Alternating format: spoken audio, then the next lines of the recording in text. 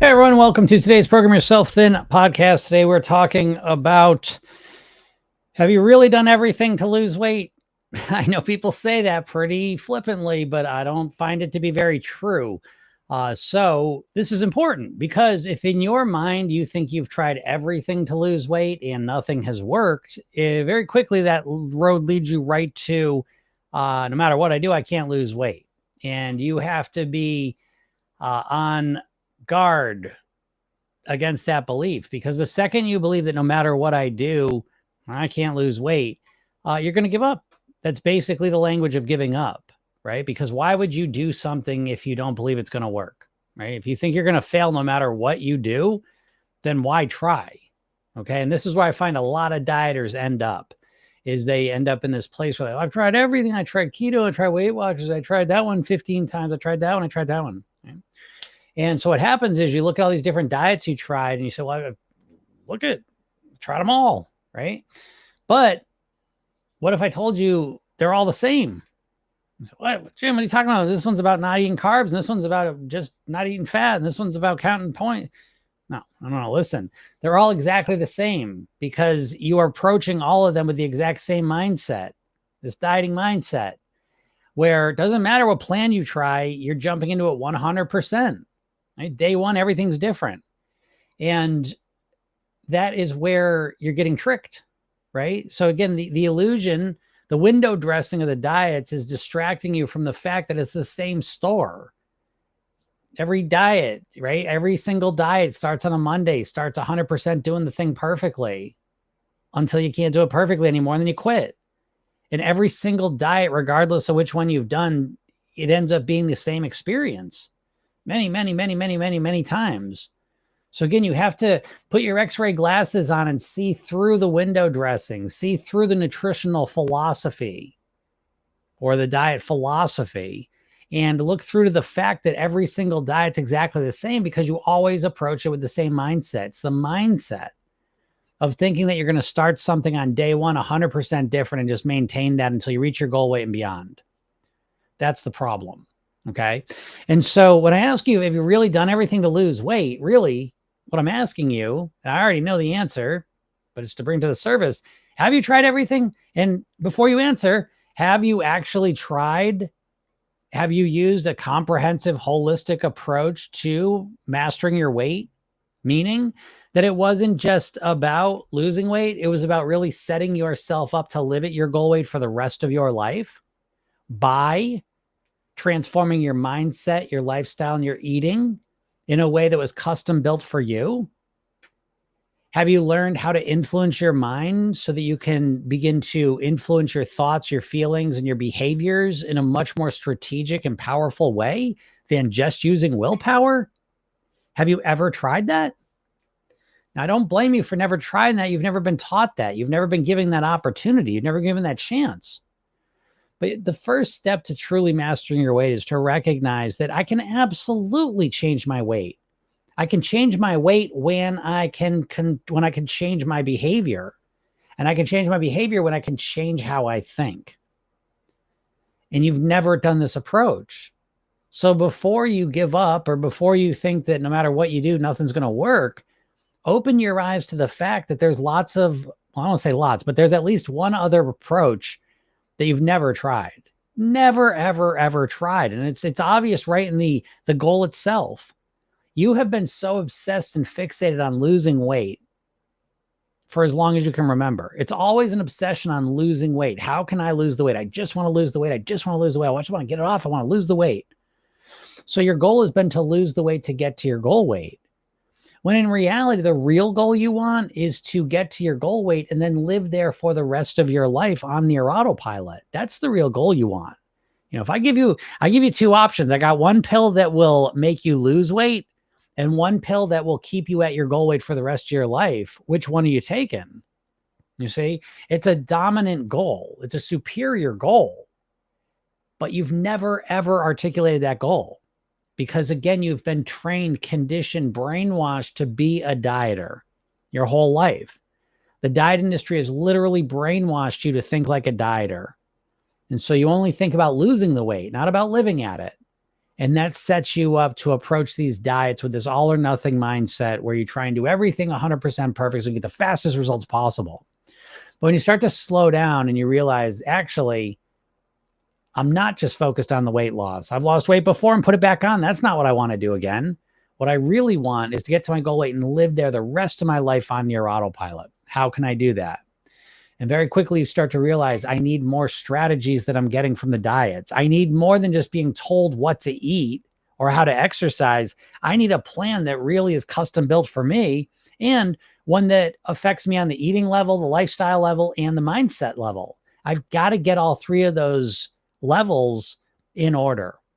I can't just magically all of a sudden just start eating great because you gave me a piece of paper that says the plan on it. That's not enough. You need to also figure out your lifestyle and your mindset, and you need to learn how to run your mind so you can do those things.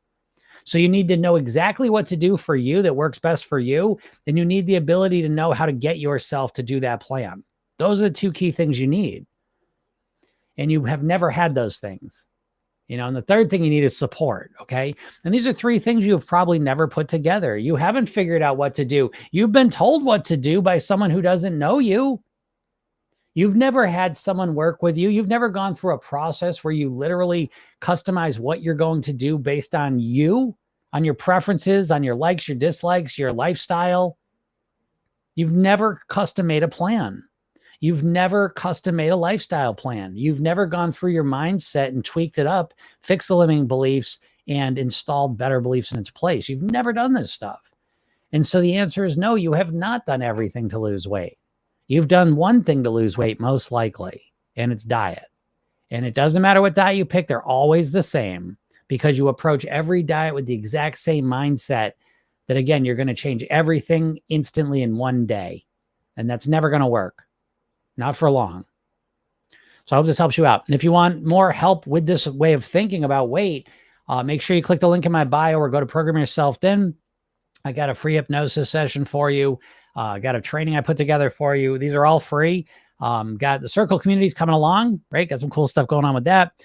So again, I got lots of stuff to help you out. Go check that out and stop dieting. And if you have any questions, feel free to ask them. I'm here to help you all out. I'm here every Monday through Friday, usually around noon Eastern. A little late today, but 12 to 12:30, I guess I would say. But again, I am here to help you all out. So if you have any questions on weight, anything at all, ask it and I'll see if I can help you out. And it doesn't matter whatever diet you're doing, not a fan of diets, but I can certainly help you. Program Yourself Thin is a diet agnostic program. So people can follow whatever plan they want to follow with it. There's a plan that's part of it, but you can certainly bring your dieting preferences with you. So again, if you have any questions about your diet that you're doing or how to stick to something or anything like that, feel free to ask them. Sweet Quest says on YouTube, there are these weightlifters that are losing weight via fruit sugar diet weekends.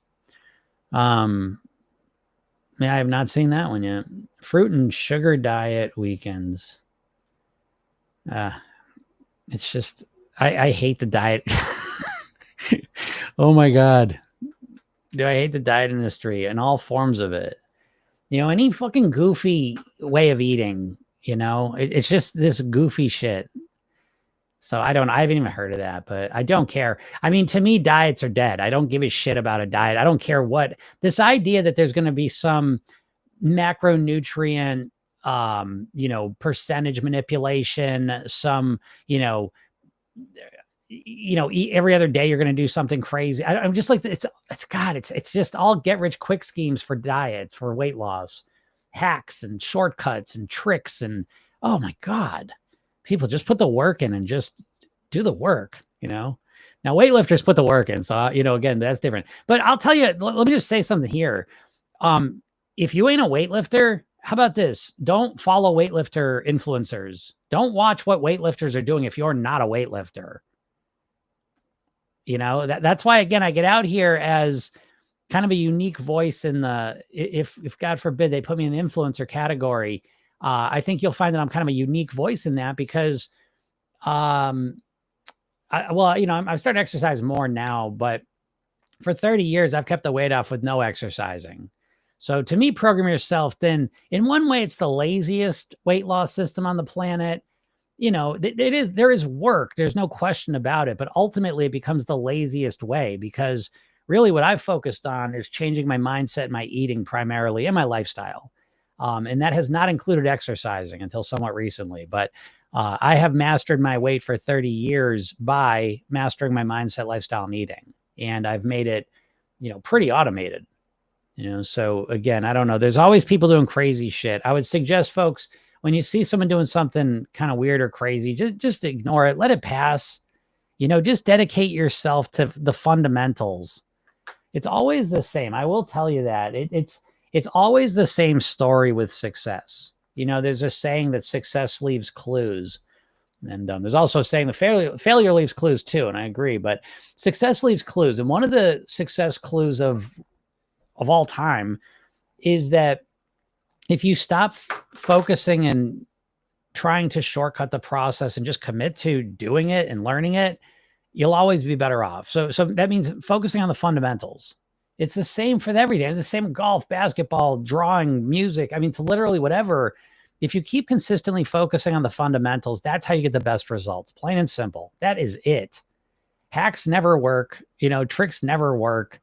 Not for long anyways, and yet I don't know why they're so appealing. I do not know how dieters that have been struggling for decades with their weight are still falling prey to this, though. I do say that. So, use this as an opportunity to reflect. Jesus Christ, stop with the hacks and the shortcuts. Anyways, Queen FB says, how do I tell my sister I don't want to see her trainer, but yet she keeps pushing and talking for me? Yeah, there you go. Right. There's another aspect of weight loss in the 2025 culture. Everyone's telling you what to do. I wish people would just shut the fuck up. Everyone's got their own path they're going to do. I mean, I get you want to help people sometimes and people want to help you. Great. But I think people really need to recognize that this really is, again, in Program Yourself, that's what I'm talking about. Like we have the goal weight blueprints you fill out, but they are customized to you, because everyone's path for how they're going to get and then live at their goal weight is always unique to them. It's always individualized, right? So for example, this is why dieting doesn't work. This is just one of the many reasons why dieting doesn't work. The idea that, I could start a diet and I can just tell you what I eat. Here you go, eat what I eat, and it's like, there's something so inhumane, like not inhumane. I don't mean that, but like not human about it. Right. It's like the idea that I'm going to tell you what to eat. You don't know me. Why would you listen to me about what I tell you to eat? You know what I mean? Like again, it's like the idea, if I tell you what music to listen to or clothes to wear, or what type of movies to watch, because I like them. Well, what the shit? You may or may not like them. So how am I going to sit here and tell you how to eat? What if you don't like the foods I eat? We're just going to try and choke it down and force yourself to do it. It makes no sense. And this is how you're always approaching your diet. Just tell me what to do. They always say, like, Dan Kennedy used to always say, that people are walking around with their umbilical cord looking for someplace to plug it in. And I think dieters really fit the description, because again, with dieters, and especially, my people here, even if you're here listening, I know you're smart. I know you're an overthinker. I know you're a type A perfectionist. I only get one type of person listening to me. And so I know that you struggle all the time with the idea, like, what the shit? How am I struggling with this? You're too smart to keep dieting, and you're so smart. You're smarter. We're all smarter than we realize, in the sense that, we have two parts of our mind. We have a conscious mind and a subconscious mind. The subconscious mind part of our mind is way smarter than our conscious mind. Okay. And so your subconscious, if you're 45 plus and you've been dieting for 30 years, your subconscious mind has figured out dieting doesn't work. And this is one of the core reasons you can't get yourself to start a diet now, because your subconscious is like, what is the point? No matter what diet we do, it's always the same story. We do it for a little while, get some results, and then we always quit. So now your subconscious says, no, we're not doing this again.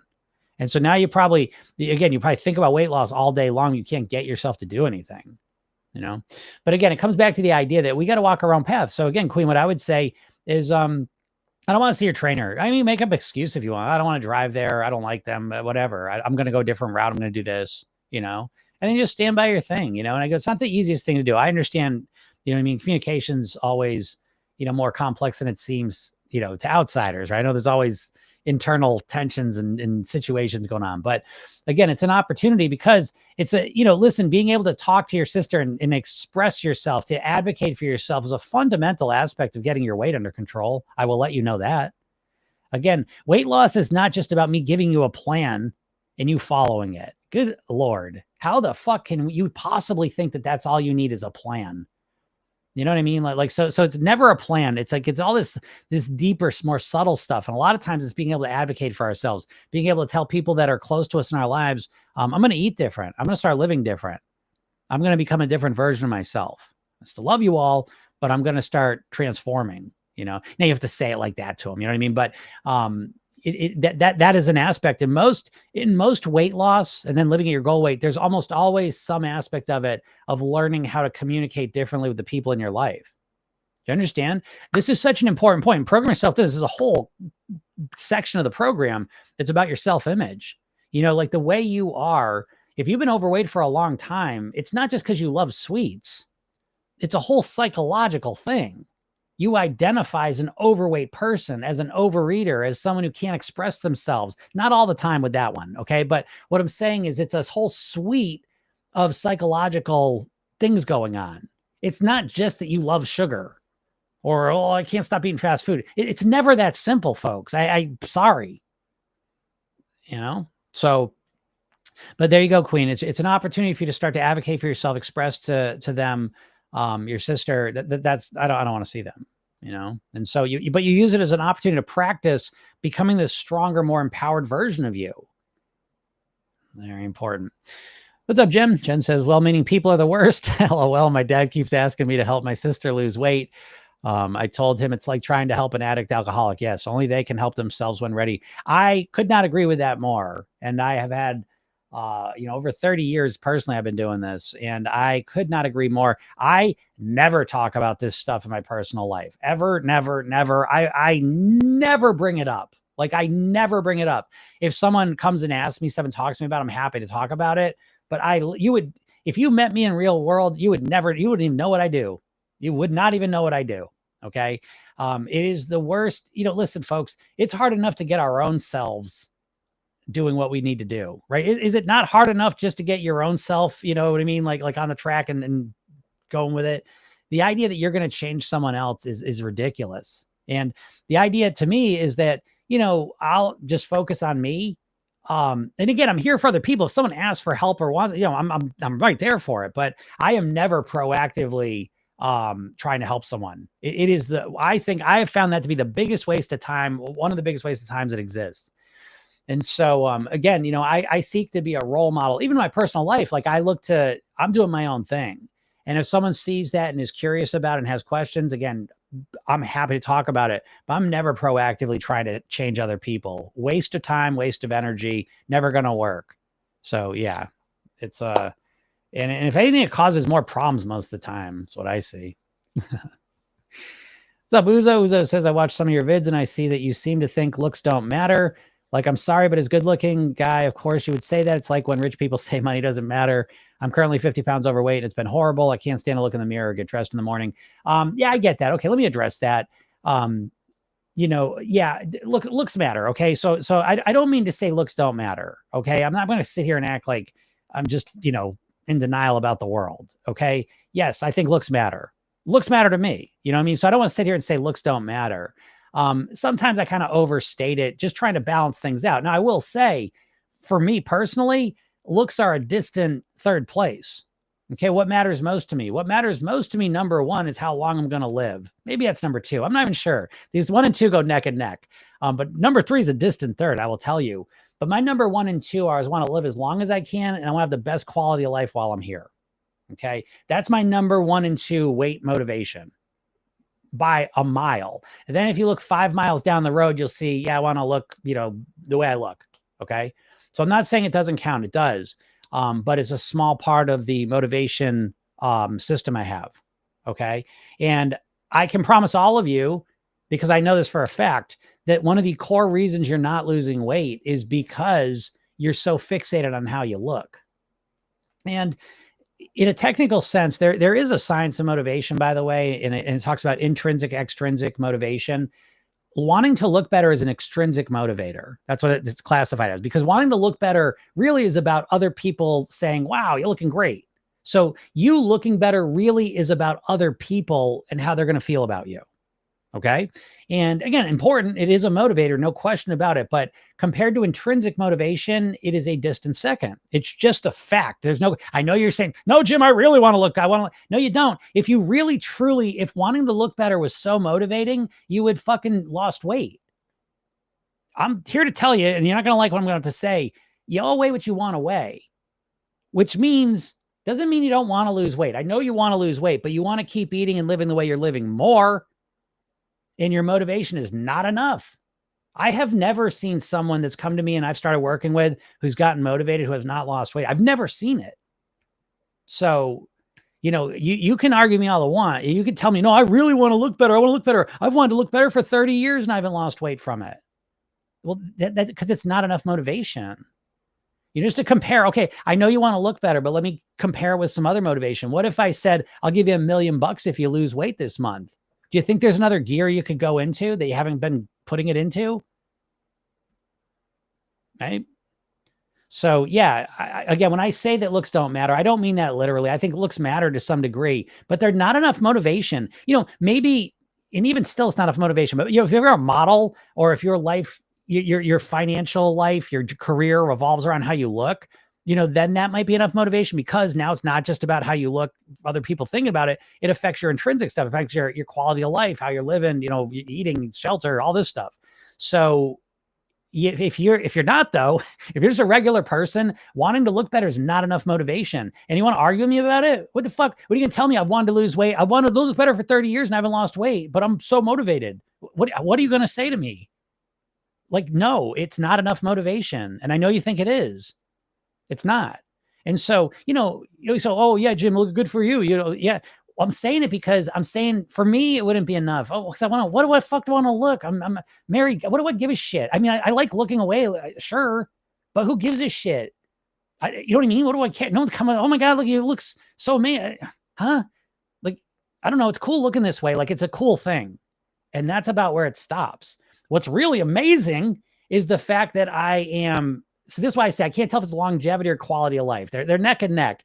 And I guess it's the quality of life, because that's what I'm experiencing most. I think that's probably the biggest motivator day to day for me. I'm going to say quality of life. So because I eat the way I eat, because I think the way I think, because I weigh what I weigh, because I live the way I live, I feel really good. I have lots of energy. Most days I wake up, I'm energized, I'm excited, I'm clear-headed, I'm ready to go. I'm doing lots of things. I feel good. It allows me to kind of do the work I want to do, have the relationships I want to have, create the money I want to have, live the life I want to live. So that's really my core focus. Okay. That's why I eat the way I eat, live the way I live, think the way I think, and weigh what I want to weigh. Because I think weighing this here and doing all the things that allow me to weigh this, I think puts me in the best position to live the life I want to live, to be the best version of me that I want to be. So that's my core motivation. And then there's, my dad died at 54 of a heart attack. So I had that trauma smack me right in the face when I was 9 years old. So in my mind, I'm like, I do not want to die at 54 of a heart attack if I could do anything to prevent that. So that's a huge motivator, way bigger motivator than how I look. And then there's how I look. Yeah, cool. I want to look a certain way. Cool. You all don't have that motivation system. Unless if you're at your goal weight, you do. But if you're overweight, you do not have that motivation system. No, you don't. You want to look better. You want to wear skinny jeans. You want to wear a bathing suit to the beach. But you do not have the motivation I have. Guaranteed. And I always say the first issue for everyone that wants to lose weight is not a fucking diet plan. It's your motivation. You're not motivated. You think you're motivated at a 10. You're motivated at like a 3, 4 probably. That's the core. That's the first hurdle you got to jump. If you have any chance at hell of ever living your goal weight, is you got to be able to motivate yourself genuinely and in a real powerful way. You don't know how to do that because the diet industry has just fixated and focused you on how you look your entire life. So that when you think about weight loss motivation, you think about before and after pictures. You don't think about the real juicy stuff that really makes it powerful. And, yeah, just Jade says, maybe if you're a single female, you'd understand the importance of looks. It's just different, but you're right. It's not enough motivation. Thank you. And you're right. I'm not a woman in this society, so I will never understand it that way. So I don't disagree with that. But what I'm saying to you is it's not about me. Do you understand? Take me right out of the fucking equation. Okay. I don't have to understand what it's like to be a woman in this society. I don't need to. What I can know is that, okay, say you've been a woman in this society for 40 years and you've been overweight 25 of those years and you've wanted to look thinner all 25 of those years and you have not lost any weight. What I'm saying to you is it's because you're not really motivated, and you're not really motivated because the diet industry has fixated you on looking better. Clearly looking better is not enough motivation. To put it another way, right? So I could give you $1 million if you lose weight this month. Would you be more motivated than you've been the last 25 years when you want to look better? Yeah, absolutely. Why? Because you value the money more than you value how you look. Let me give you a negative example. What if I kidnap the person you're closest to in your life? I kidnap them and I say, you don't get them back unless you lose weight ever again. Is your motivation higher now? Yeah, of course. Why? Because you value that relationship more than you value looking good.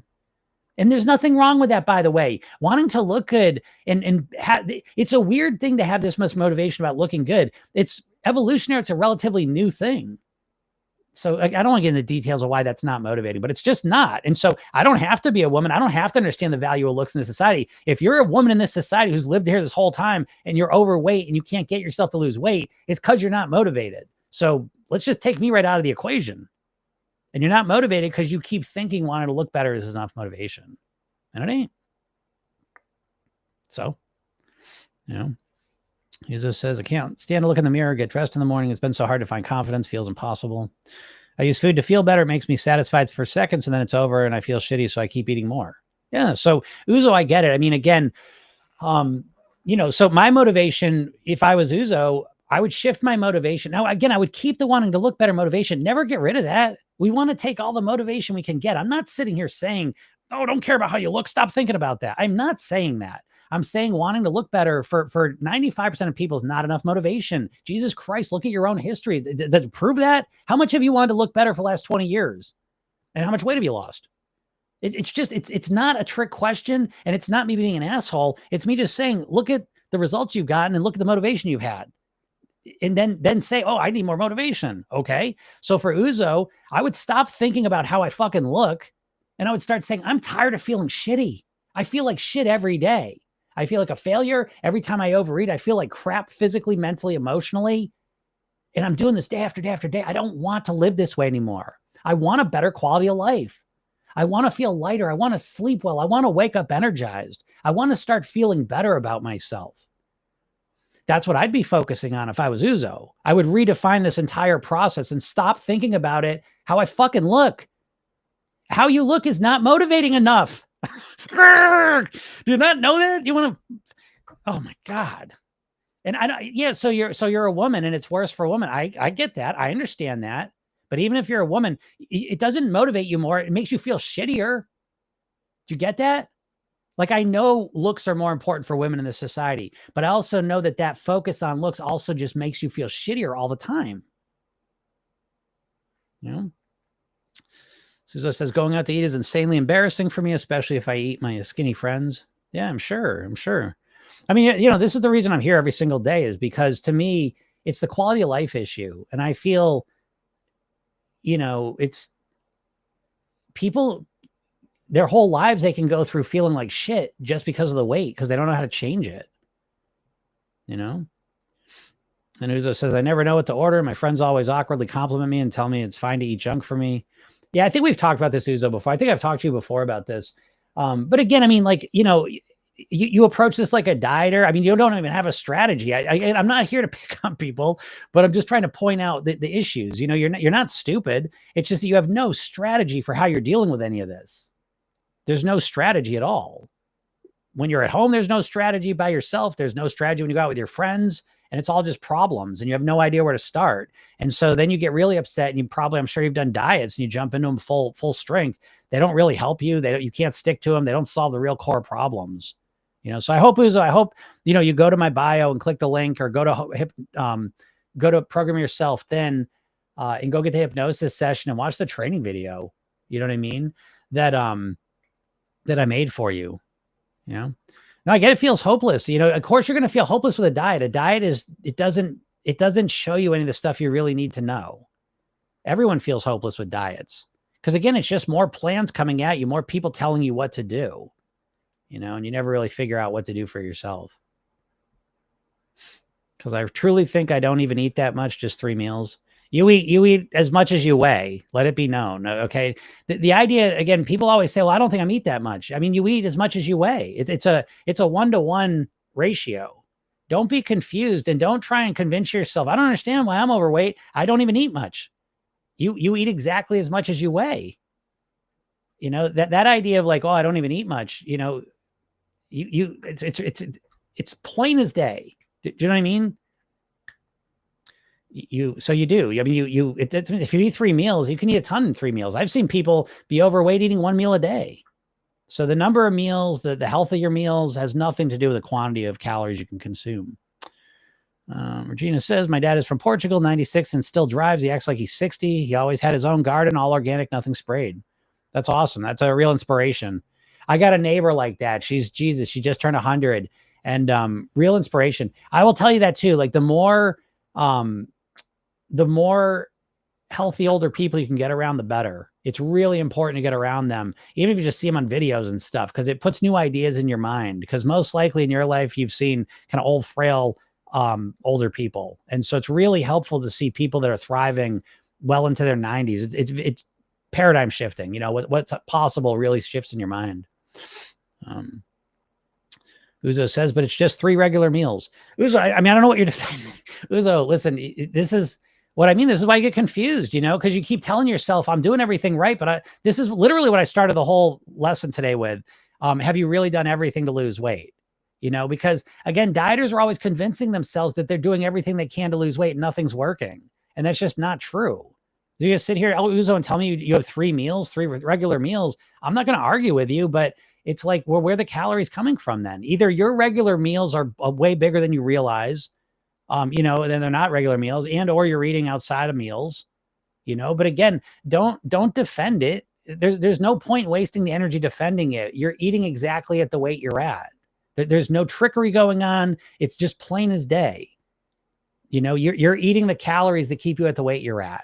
And any defense of that. Now, again, you can defend whatever you want, but it's like to act like, well, my weight's here. And so, but I eat down here though. I don't understand my weight's up here. I eat down here. You all have to stop doing that. It's confusing your brain. It's making you miss things. I don't understand. I don't know how my weight could be up here because I eat down here. No, you're not. You eat up here. That's why your weight's up here. And I find that may sound harsh, but to me, it's clarifying and it makes things, now you can deal with the problem. Because when you pull this shit on yourself, I don't understand my weight's up here. I eat down here. And now your brain goes, well, what can I do? I'm eating down here. What more can I do? Well, you could eat less because you're not eating down here. You're eating up here. Your weight is your eating is exactly what your weight is. Is that crazy? Is that crazy thought? I don't know. So Kim says, quality of life. When it hurts when you bend over to tie your shoes, you have a problem. When you don't have a lap to put your napkin on, you have a problem. When you no longer have a wrist, you have a problem. Those were part of my motivators. 100 pounds down in 19 months. Kim, great job. Great job. What an accomplishment. That's a double. I give you the double seal of approval because that's a ton of weight. Great job. And that's a lot of time. 19 months, not a super job. So you must be doing it in a way that really works and resonates with you. So great job, Kim. And again, though, Kim just is validating my point. Now, again, I'm not surprised by that because I've studied everything I'm saying to you has originated with people that have lost weight and kept it off for at least 2 years. That's all I share with you. Those are the people I learned from over 30 years ago. The people I modeled and studied and created this whole system based on. They're the people I modeled and studied to lose 50 pounds and keep it off for 30 years. So, I'm not just pulling this out of my ass. I've been doing this professionally for 20 years. No, you wanting to look better is not enough motivation. You're welcome. You should be thanking me because it must be nice to know that. I'd much rather know, oh, yeah, you know what? It's not enough motivation. Okay, let me work on getting more motivated than being like, well, I don't understand. I'm so motivated. I can't lose weight. I'm as motivated as I could be and I can't lose weight. No, you're not. No, you're not. So it can sting a little bit, but at least it gets you into the possibility of finding solutions. So that's a whole thing too. I just talked about that. I had a great client call today. What's up, Vicky? I love you on fire. I know I got worked up sometimes. It says, yes, I agree. My dear friend has diabetes and thinks she is stuck with it forever. It's reversible. Yes. A lot of times it is, especially if you haven't had it much. I literally was just going through some notes on that. I forget what they are now exactly, but it's something. I'll tell you what they are actually, because I can find them because I literally just used them. Let's see. What is it? Oh, you. But I will find them because I want to tell you this because I think it's important to know. And it kind of is in line with what we're talking about here. Come on, you.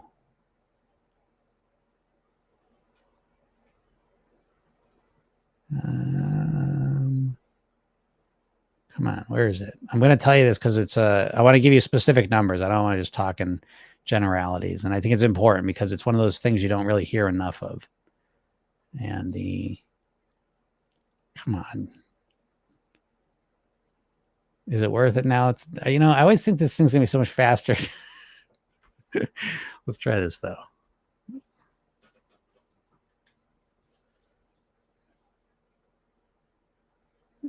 Can I not find it? Okay.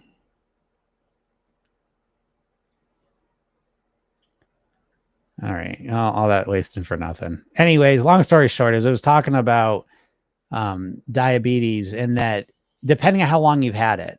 And so again, I wish I wanted to give you the specific numbers, but long story short, if you haven't had diabetes for too many years and you lose a certain amount of weight, your chance of reversing it is like 90%. Oh, here. No, that's not it. Okay. I'm just going to let it go. God, that irritates me. Why is it this way? And if you've had it for a while, though, it's not as easy to reverse it, but it's still reversible most of the time. Oh, here it is. Okay. With the loss of 15% of body weight, nearly 90% of those who have had type 2 diabetes for fewer than 4 years can achieve remission, whereas it may only be reversible in 50% of those who lived with it for longer than 8 years. So there you go.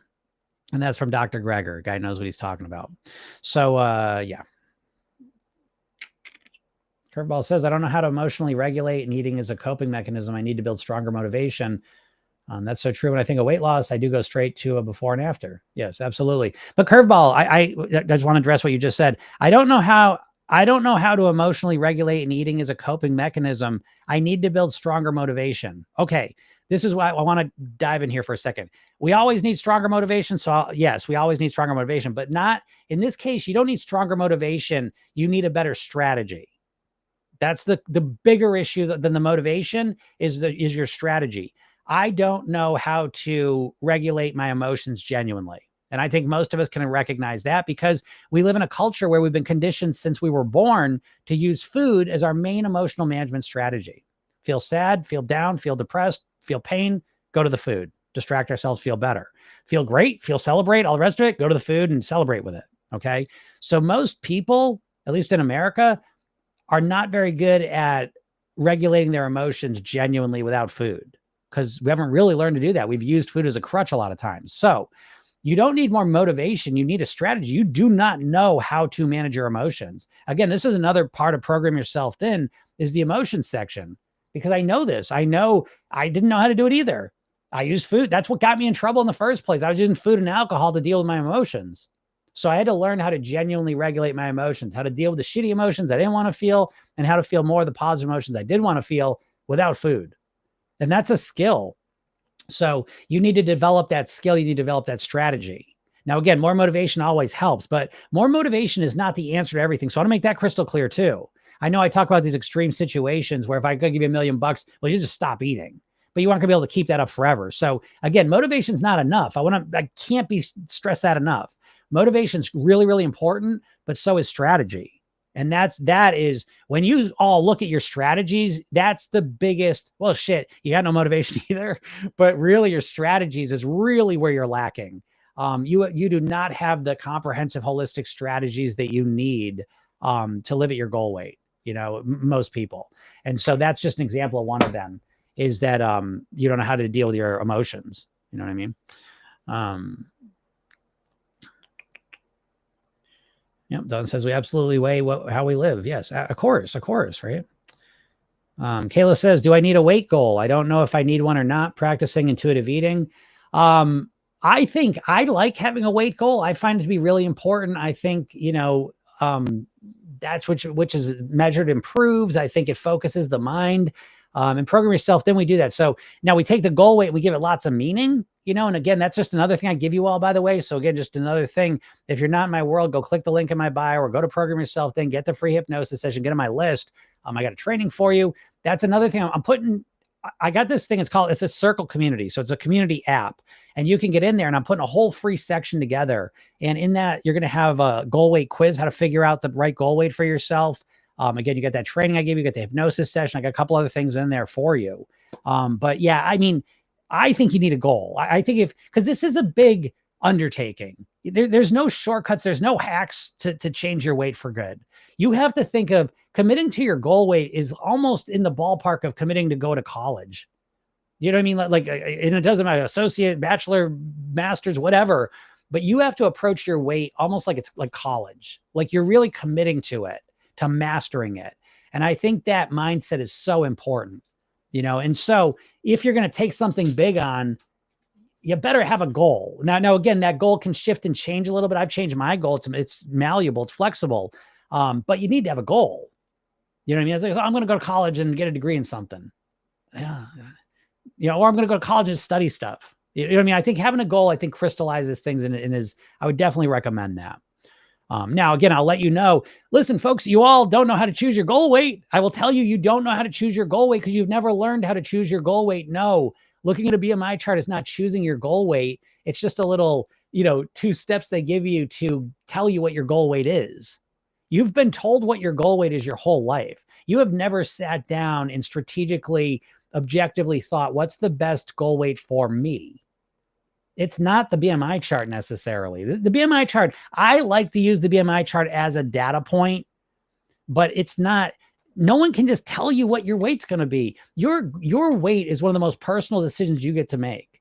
And so again, most people have no idea how to choose the right goal weight because you've never learned how to choose it. Your doctor's told you a weight you should weigh, a friend's told you, a magazine told you, a BMI chart tells you, but you've never really sat down and really reflected on the perfect weight for you. And I think when you do that, and you come up with that number, it can be much more meaningful. Gina says, what suggestions do you have when you stress eat? Well, again, I happy to answer this, but this answer is so obvious that, you're almost going to smack yourself when I tell it to you. Because it's so obvious, right?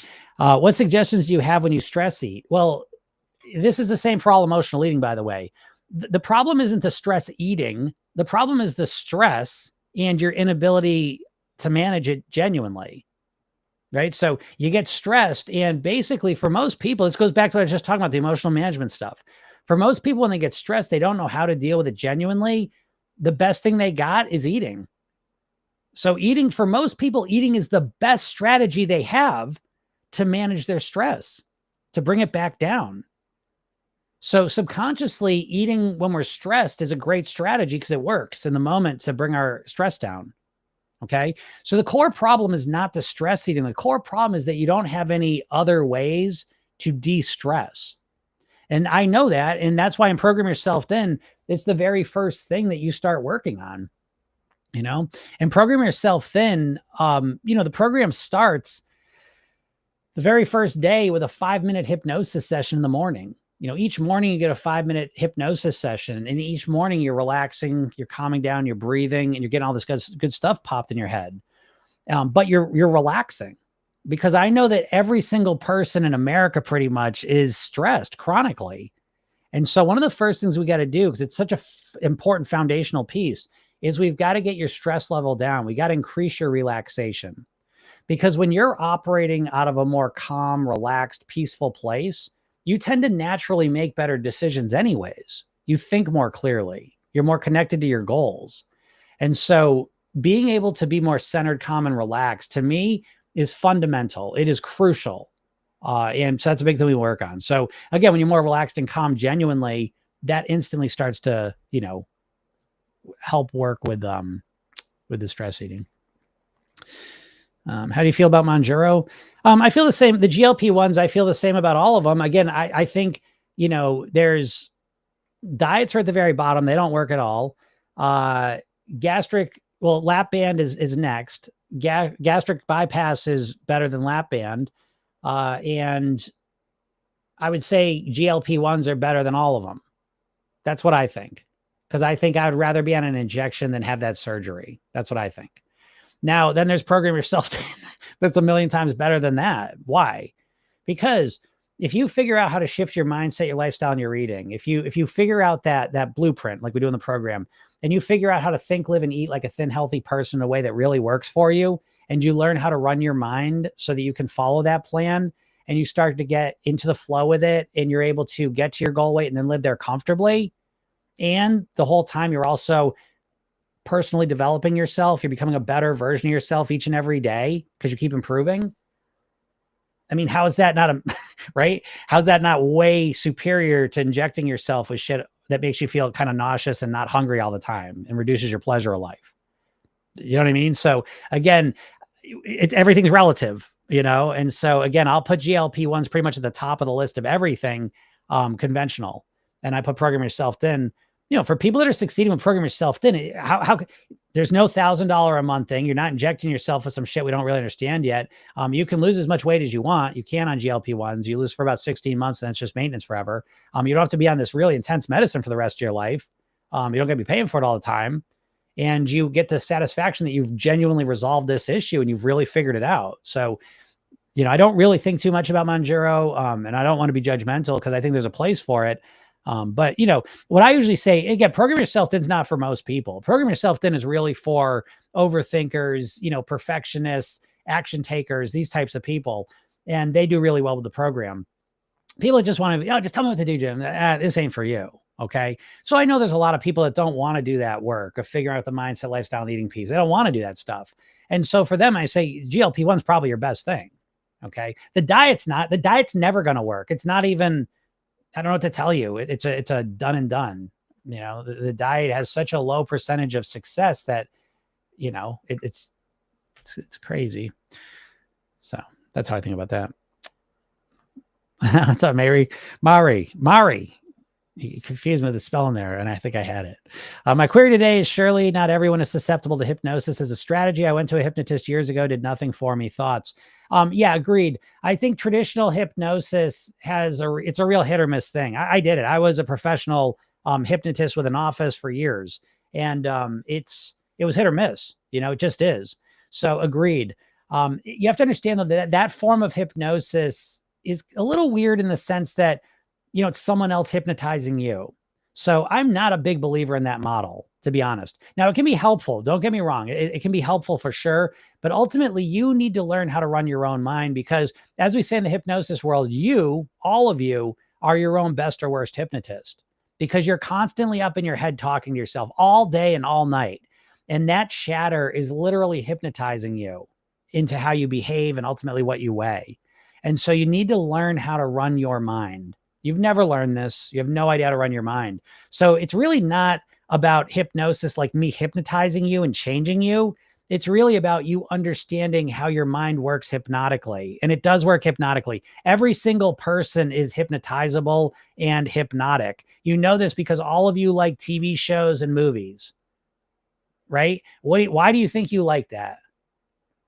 Why do you think you like that? Right? You're watching light on a screen and sound waves are hitting your ears, and yet you're having all these experiences, happiness, sadness, fun, laughter, all these things, right? Because it's hypnosis. You go along with it, right? When you're watching a movie, you're not sitting in the theater being like, oh, this isn't even real. This is just light bouncing off a screen. They're just actors. Folks, it's just written. It's just a writer wrote this. It's not even real. It's not real. Don't believe. You're not doing that. What are you doing? You're going along with it. Right? You're imagining it. You're vicariously living it in your mind and it's making it real. So that if you're watching a horror movie, you're feeling tense. You're literally tense and nervous. Watching light on a screen and sound waves hitting your ears, you're in a safe place and now you're nervous. Now I keep you in that same place, but now I'll show you different stuff and it's funny. And now you're laughing and you got a wholly different physiology. Now I put some sports on. Now you're releasing adrenaline because you're into the game. Right? You're sitting in the exact same seat, the exact same environment, but you're having all these different reactions and they're genuine reactions, by the way. So all hypnosis is using imagination to influence your mind and how you feel. That's all. And it's always being used on you folks, because every single food ad you see, every commercial is a hypnosis session. So there's not a person on the planet who is not being hypnotized, but not traditional hypnosis. Lots of people aren't going to be traditionally hypnotized because you say, who's this guy? Who's this person? I don't think so. I don't know what's going on here. So that is one flavor of hypnosis. Okay. But we all go into hypnosis when we watch a movie and we watch a show, because you get absorbed in it. You're not saying, oh, it's all fake, it's not real. It's like, you're not doing that. You're going right along with it, and you're having the experiences that the movie or the show are kind of giving you. So that's hypnosis. And you're doing this to yourself all the time, though. Okay. You're talking to yourself all the time. And I'll give you an example. Most people have a very negative hypnotist in their head, me included. Very negative voice, always putting me down, making me feel like shit. Still there to this day. Will be there for the rest of my life. But what I've done through all this work is I've developed a coach voice, a coach hypnotist in my head. So I go and I eat a bag of donuts, and the one voice says, "Oh, you fat shit, you piece of shit. Look, what are you doing? You're never going to stay. I knew you couldn't do it. Oh my God, right? The coach voice comes and says, whoa, what happened? What's going on? It says, oh, I don't know. I get stressed out. And the kid, hey, I only brought a thing of donuts. I wasn't even ready for him. And all of a sudden I saw him. I just started eating them. I don't know what I'm doing. That's okay. Relax. What was going on though? If you could do that over again, what would you have done differently? Well, I would have relaxed. I would have calmed down and said, I don't want to eat all those donuts because I feel like shit after I eat them. I don't like it. Okay, well, remember that next time. Remember, it feels so much better when you eat well. And, next time have a donut or two, you can enjoy them. But when you eat the whole bag, you feel like shit. Then you got to digest it all the sugar, and it just feels gross. Remember that. So which voice do you think is going to help me more? Do you have that voice in your head? And you do not. I already know you don't have that voice in your head. So I'm programming yourself in. That's just another part of what we do is we create, kind of a voice in your head to some degree of how to talk to yourself encouragingly, supportively, helpfully. Because what do you think? You're going to whip yourself into your goal weight? That's what you're trying to do. Every time you go on a diet, you're just so mean to yourself and so punitive and just so strict with yourself and rigid. And it's miserable. I'm not controlling my weight like that at all. I got this very nice, friendly, kind voice in my head that's there. It's always second on the scene, though. I want you to understand the shitty, mean voice is always there, and it will always be there too. And I know people like to hear this, but listen, it's basic neuroscience. You can't get rid of neural wiring. This is why you know how to ride a bike and you'll never forget. You know English, you'll never forget English. I could go drop you off in the middle of China for the rest of your life, never hear an English word again in your life, and you'll still always understand English. That wiring is never going away, and neither is the wiring of that shitty voice in your head. So it's not about getting rid of that voice. It's about creating another voice that becomes the dominant one. So I make a mistake. This voice, you shithead, you did it. But this one comes right and says, whoa, hold on. Let's relax. We want to make good choices. We didn't hear. So let's look at it. Let's understand it. Let's learn from it. Move on. We're going to be all right. Everything's going to be okay. All right. No big deal. Let's just get ourselves back on track. Let's learn from this and grow. You got that voice in your head? I know you don't. I didn't.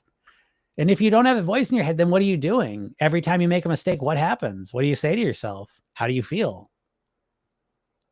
Right? So how in the world are you going to be able to lose weight when that's what you're saying to yourself? And that's, you know what I mean? It's tough. So Christy says, how do we learn how to deal with our emotions? I've done mindfulness coaching and that didn't help. Therapy didn't help either. I was at my goal weight 4 years ago. I so desperately want to achieve it again. Well, I get it, Christy. I mean, first off, mindfulness coaching to me is not going to help you learn how to deal with your emotions. I think mindfulness, and I meditate every day.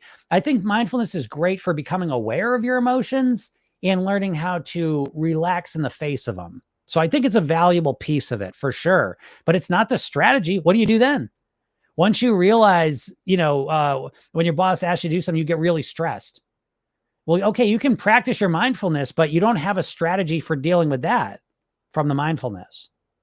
So we need real strategies. And I don't know what therapy you did, but therapy, I don't have a huge, ton of respect for, because there's just nothing therapeutically that's really been proven to be that helpful outside of cognitive behavioral therapy, which I've co-opted. There's a lot of that in the program, so I'll use whatever works. I've got no I have whatever. There's nothing stopping me. I'll use literally, if I find some new strategy, some new modality that works, I'll start integrating into the program. So, but most therapy doesn't help. Not change your behavior. It can help you understand where it came from, but looking back really isn't helpful going forward a lot of times, because again, we could look back and say, oh, I get stressed when my boss gives me work because my mom used to say this to me. Okay, great. Once again, we have more understanding now. We have more awareness of it, but we still don't have a strategy for how to deal with it. And that's literally what Program Yourself Thin, I think makes it so unique, is we break down what the challenges are for you. So it's really important that for whatever challenges you have, that we identify what those are and then start working on them strategically, because the challenges are different and require different solutions. Again, dieting, the answer is always just willpower. Mindfulness, the answer is always just what? Just be mindful, just be present in the moment. Well, how do I deal with this thing? Doesn't help you with that. Therapy help you understand it, but what do I do? How do I move forward? That's the challenge, right? And so it's funny. I'll give you an example. I wanted to get to this anyways. I'm going to say it. I was working with a client today, and she's one of my favorites, and I've been working with her for a while. And she goes, I got on the scale this week, and it's the lowest it's been in a long time, like years. And she goes, the weirdest thing is, as soon as I saw that, I had this urge to eat everything. And doesn't make sense logically, right? First of all. But let's dive into this a little bit, because I think there's a lot to learn from this experience. And so I said to her, okay, well, first of all, that's common. Okay. Just so you're not a weirdo. Okay. A lot of people have these counterintuitive situations, right? We think, I'm losing weight. Oh, great. Now I'm going to lose more weight. Well, that's not always how it works. Sometimes you lose weight and maybe now you start freaking out. Holy shit. I don't know. People prefer a known hell to an unknown heaven. So all of a sudden I've never been this, oh my God, I've been this weight in a long time. Right. It feels weird. And or maybe also, and again, it could be multiple things. Maybe her whole life, every time she's succeeded with something, she's celebrated with food. So it could be both of those things. Okay. But I said to her, the magical question, I said, okay, fine. Great job. First of all, you're aware of that. Well, everything starts with awareness, because we can't fix what we don't know is broken. So she became aware of that. Great job. Now we can talk about it. And I said, how would you like to respond when you step on the scale, it goes down? How do you want to respond to it? No one ever asked this question. Okay. I just want to, before I go into the answer and see if you could answer it, maybe you can, maybe you can't. Okay. Because what most people are going to do, even if they get awareness of it. Okay. So they say, I lost some weight. I stepped on the scale and I was lowest I've been in years. And all of a sudden I wanted to eat everything. Now, what 99% of people are going to do at that point is they're going to say, what the hell is wrong with me? What is wrong with me? What is wrong with me? And they're going to get obsessed on what's wrong with them. They'll never find a solution. So I asked her, I said, how do you want to respond when you step on the scale and it's lower than you've ever seen? How do you want to respond? She goes, I want to pat myself on the back and feel really proud. Then I want to celebrate with some healthy food. And then I want to celebrate by going into the pool and swimming for an hour. I was broke out in tears. Think about that. Now, does that mean that's what she's just going to do that? No, of course not. But think about, now she has a completely different goal. Now let's go visit the other person who's still wondering what's wrong with them. What the fuck's wrong with me? How can I lose weight and then want to eat everything? Am I ever going to be fixed? Oh my God, I'm never going to get it. And let's go back to the other person who's now saying, okay, next time I step on the scale, it's lower than I've ever been. I realize sometimes I get a little anxious, I get a little nervous about it. I want to celebrate. This is awesome. Look at me. Let's go eat something healthy. Let's go get in the pool. To me, I'm putting my money behind that person's success all day long. So again, it's not enough to have awareness. It's not just enough to, be able to kind of center ourselves and ground ourselves. We got to have strategies. We have to have hard and fast strategies we can rely on that we know get us the results we're looking for. Christy says, is your program one-on-one? No, it is not one-on-one. Well, I really don't even do much one-on-one anymore. It's $25,000 to work with me for 12 weeks. It's not really an option for a lot of people. However, if you join the program, you can email me, because there's a little bit of space. What I do, and this is the best value of anything I can offer you, and there is still some space at this price. It's a huge discount, is you can work in a group. And so I have a relatively small group at this point. I have a couple different groups, but the one you could join, we have classes on Tuesdays and Thursdays, coaching calls on Tuesdays and Thursdays. Tuesday at 4 o'clock, Thursday at 3 o'clock Eastern. Oops. And we do them over Zoom. And again, I keep the group small enough that I literally work one-on-one with you. So technically it is one-on-one. It's just not private. It's in a group setting. But that is the best value I can offer you. And, so if you're interested in that, you can shoot me a message or email me, and I will give you information about that. I also had a nutrition coach. I feel like such a failure. Don't feel like a failure. The nutrition coach isn't going to help you either. I'm sorry. But again, your problem, Christy, it's not so much that you don't know what to do. Do you see what I'm saying?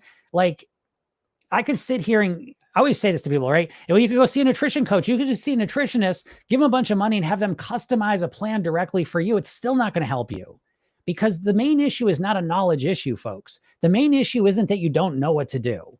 Now, don't get me wrong. You can always learn more and tweak things and optimize things.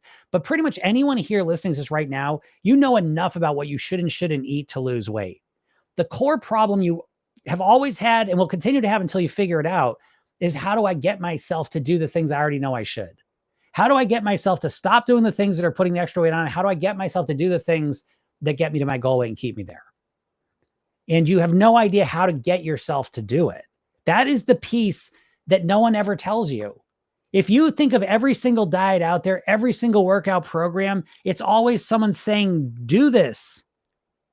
See you later.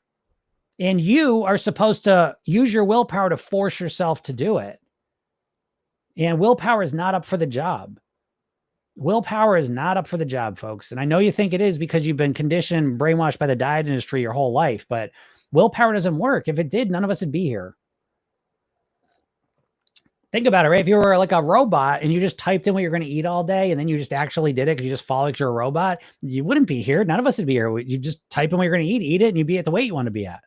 The problem starts when you know what you want to eat, you know what you want to do, and then you can't get yourself to do it because some other part of you compels you to do the wrong thing. What's happening there? As much as you want to lose weight, some part of you keeps compelling you to eat the wrong thing. You know?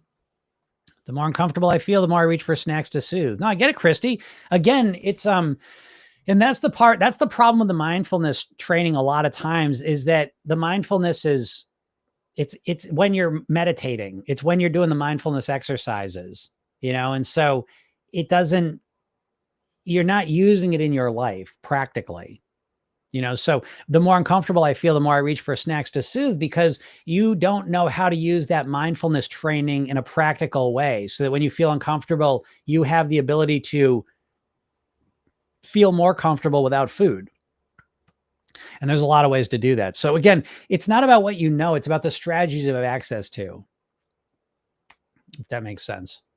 But yeah, go get the hypnosis session at the very least and go learn about the program if you're interested. Because again, he seems super committed. And yeah, if you're really serious, get in the coaching program, because that's something that's still a super good deal. It will not be this fall. I don't even know. I don't even know if people will be getting into it. It's pretty much right about, I got a few more spaces I'll put people in, but yeah, that's kind of the best thing I can offer you. Ultimately, the program is amazing too, but yeah, working with one-on-one is by far the best thing. And that's an 8-week, you get 8 weeks in that group. Kim says, I think the BMI chart is depressing. Don't be depressed by the BMI chart, folks. The BMI chart is based on white, middle-aged men in Europe. And so it's not really inclusive for women necessarily, for people of color, for short people, for bodybuilders, or different situations. So don't get upset with the BMI chart, because it's important that you realize that in the BMI chart, people in the normal range and the overweight range, they've done studies where they're equally as healthy, pretty much the same. When you start getting the obesity range, then the health things start to correlate negatively with that. But in the normal and overweight range, that the healthy piece of it seems very similar. And so what that means is it really just becomes a decision, aesthetically, what do you want to do? Where do you want to live at? But health wise, being in the overweight normal range of a BMI chart for most people is going to be very similar health wise. So at least know that. Mari says, so is your goal weight whatever you're comfortable with yourself? Getting rid of most of the extra? BMI chart is all I know. It's a starting, again, to me, this is how I describe it, right? So I said, program yourself thin. Thin equals your goal weight. So I use the word thin to mean your goal weight. It doesn't mean a number. It's not a number of a BMI chart or some specific thing. It's the weight that gives you, it's your goal weight. And what's your goal weight? To me, your goal weight should be the weight that gives you the best quality of life. So it's not as easy as just looking at a chart, although we could use the chart as, again, as a data point. But ultimately, the right goal weight for you is the one that gives you the best quality of life. And in order to figure that out, you've got to look at both sides of the equation, which no one ever does, because what most dieters do is they pick a number that's usually lower than they're willing to live at. And listen, like I just said, it's $25,000 to work with me. Okay. So think about someone who forks over 25 grand to work with me. They're clearly smart, intelligent, successful, right? Okay. And they always are. And so these are smart people. I will say to them, why did you choose that weight? Why is that your goal weight? And even these people will be like, that's what I weighed when I got married. Oh, that's what I weighed when I lost weight on Weight Watchers 25 years ago. Oh, that's what I weighed when I was 18. That's your goal. That's why, which it reveals there's not a lot of reason why. You ask me, well, I want to live at my goal weight. I'm going to go on for hours about the reasons I chose this goal weight. I love it. I love my goal weight. I feel alive. I feel amazing. I feel energized. My body feels strong. I'm not putting a lot of pressure on my joints. I feel like this weight is going to allow me to live the longest. I think it gives me the best quality of life every day that I'm here. And I just keep going on and on and on and on and on. So again, to figure out the goal weight, again, I got a goal weight quiz. So make sure you're in my, on my email list, because I send that out sporadically, and eventually it's going to be in the circle area. You can do it whenever you want. But again, the idea is that you give this number more meaning. The number itself means absolutely nothing to you subconsciously. I can't stress this enough. So I'll give you my favorite example. Let's just say all of a sudden you wake up tomorrow and they say, you know what? Pounds are out. Pounds and kilograms out. From now on, we're going to measure your body by square inches of skin. Right? And say 40 square inches of skin is the optimal number for your height. Right? Now, notice how 40 square inches of skin means nothing to you. Right? It's just this, what's that mean? Okay. Pounds means nothing to you either. It's not an intrinsic goal. No one even measured their weight through all of history. No one was measuring themselves every day. No one had mirrors. No one had pictures. You know what I mean? Like, this idea of like what we look like was a lot less important throughout history.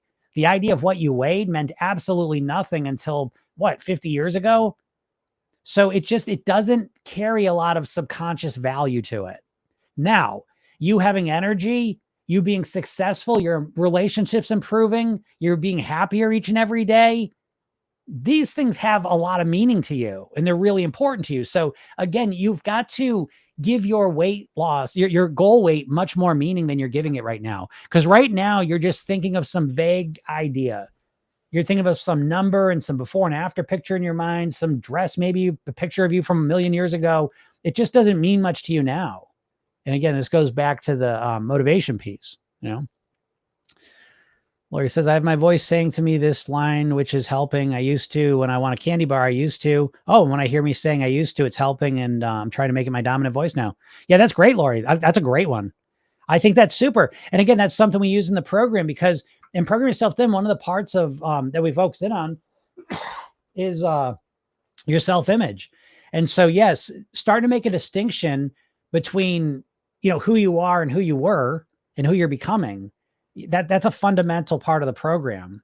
And again, in dieting, that's never the case. In dieting, you're always the same. You just weigh something else, But again, Program Yourself Thin, I always say it's an inside out approach to living at your goal weight. Dieting is just an outside approach, maybe outside it. Maybe you think, oh, once I lose the weight, then I'll change. You may not. Why do you think it's estimated 85 to 98% of people that lose weight on a diet put it back on? So how do you explain that?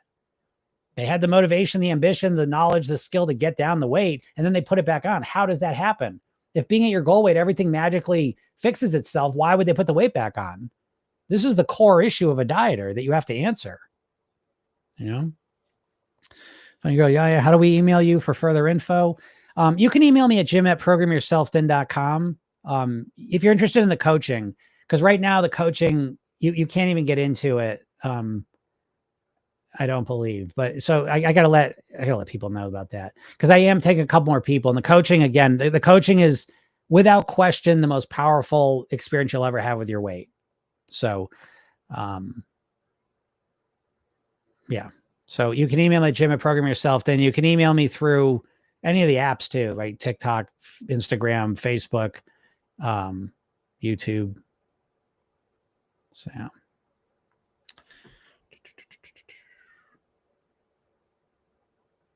Oops, it's saying.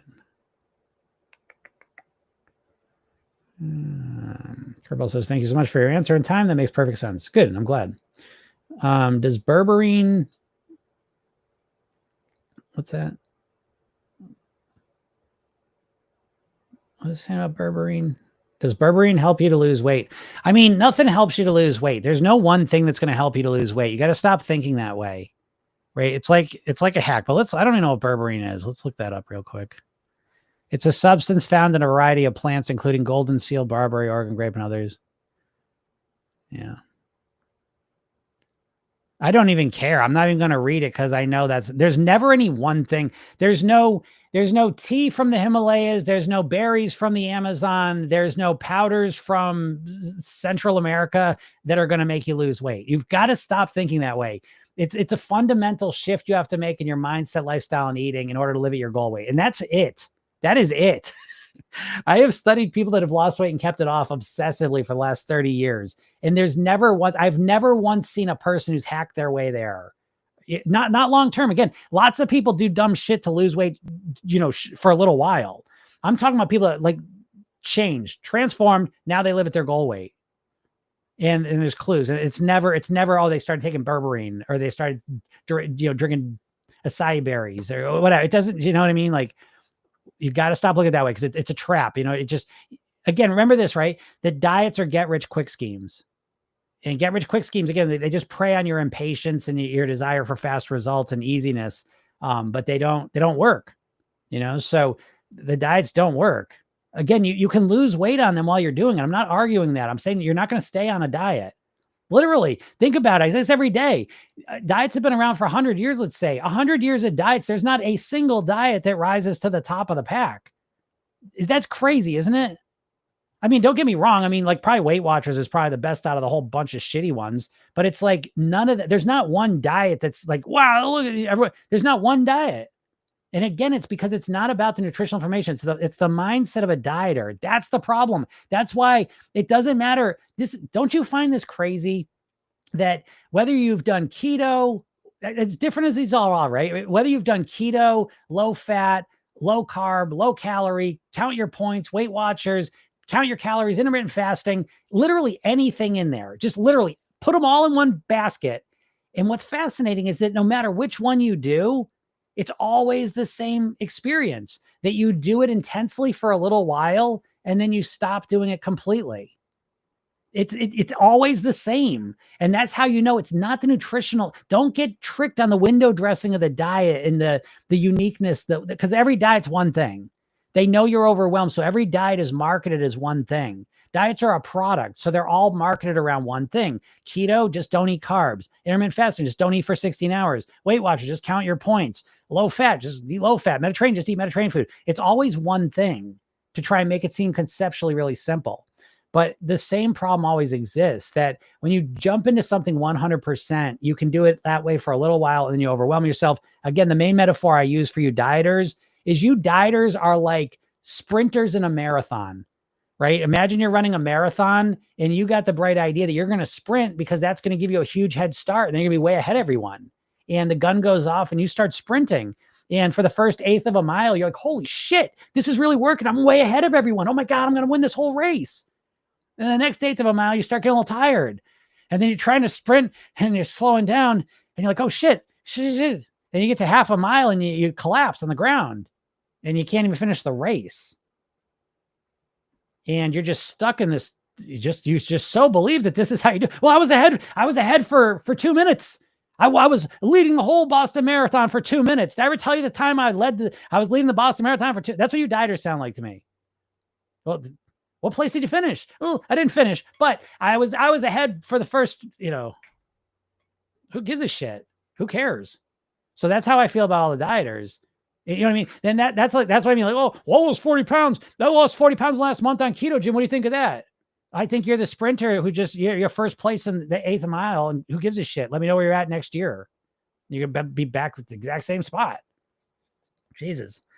I was just looking at a keto coach. The guy's a fucking clown anyways, but he, he's the perfect example of what I'm talking about. Cause this guy, like, I don't know, he must've lost some weight a couple of years ago on keto, and he's now there. He runs a whole keto group with a lot of people in it. And this guy is easily 60, 70 pounds overweight. And I'm like, what the fuck is going on?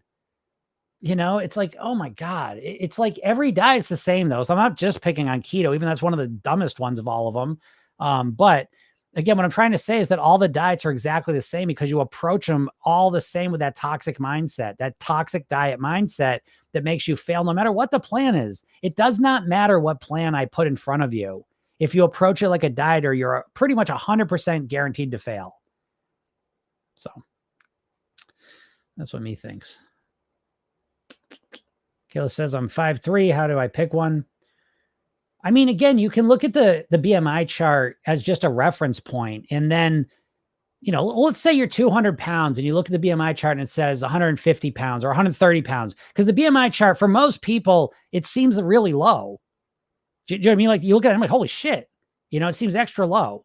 And so, again, what I'm trying to tell you is that, and I know you don't want to, because of course you just want to pick the middle number, right? That smack dab in the middle. But it's like that chart is not it's a reference point, and it's an imperfect one.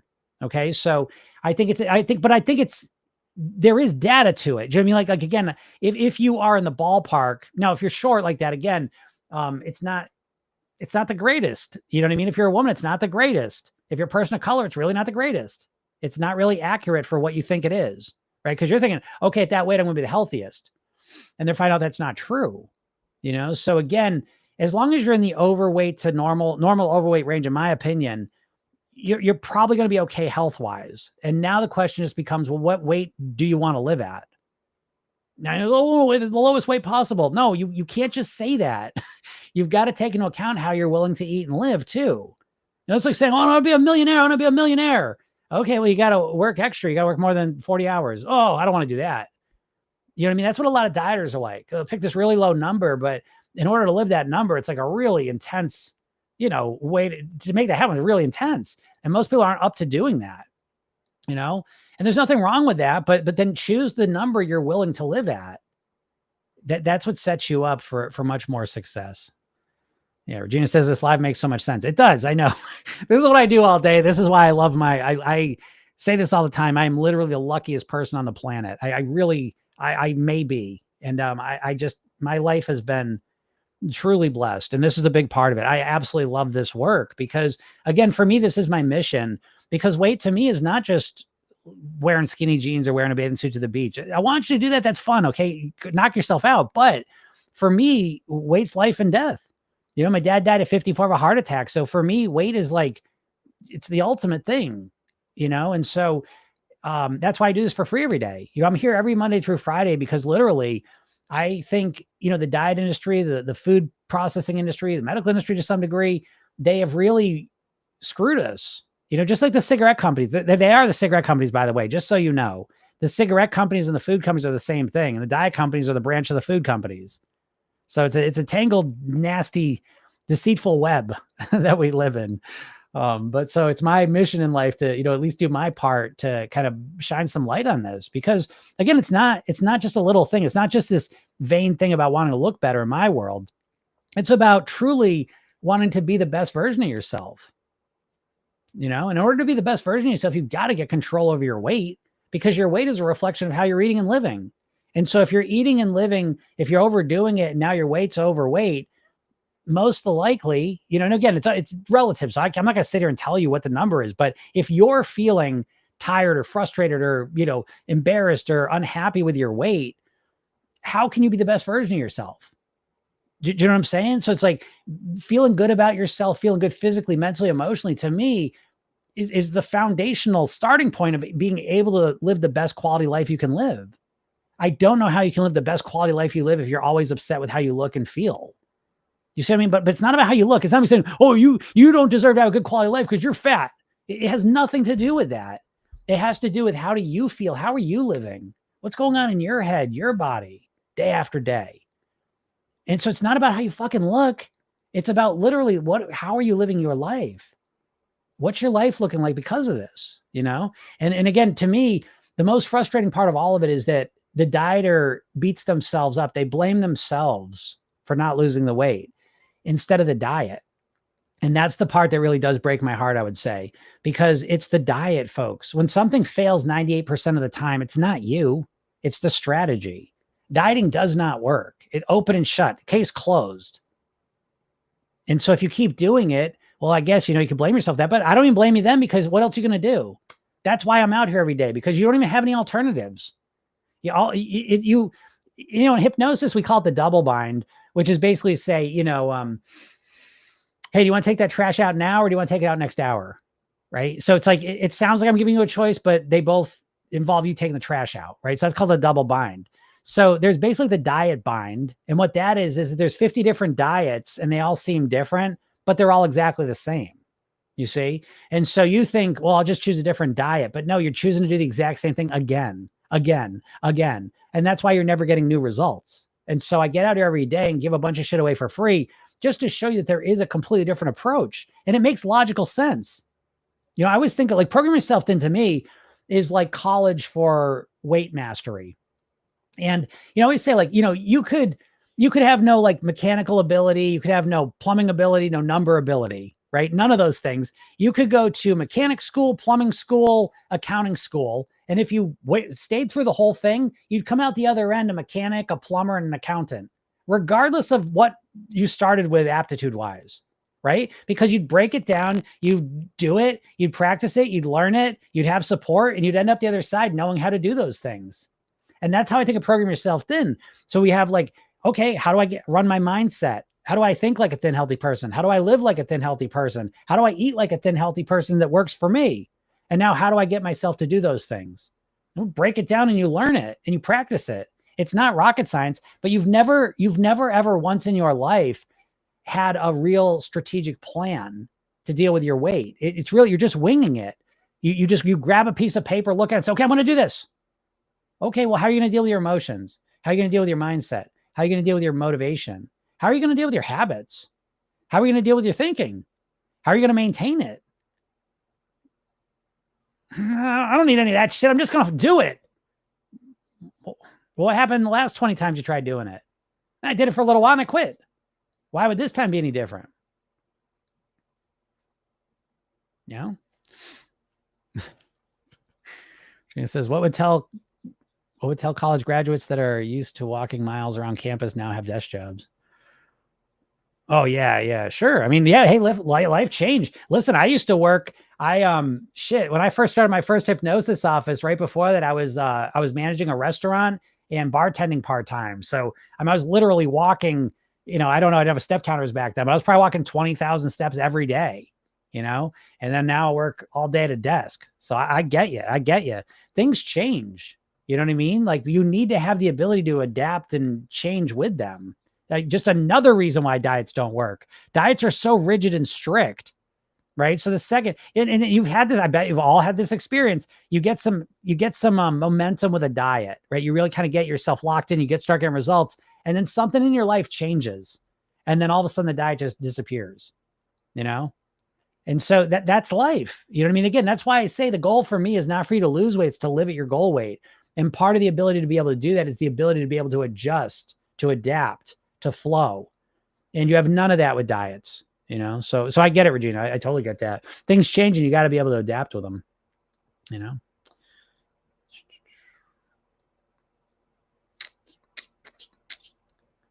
Cokie Fant says, what's this live all about? Weight loss. Good luck with that. That's what I mean, though. People are just already, and that's the problem you all have to deal with now, is that you're so apathetic with it, right? But again, what I'm trying to tell you is the main reason you're apathetic is because you've been given the illusion of choice. You think you've tried all the diets and none of them work, so you must be the problem.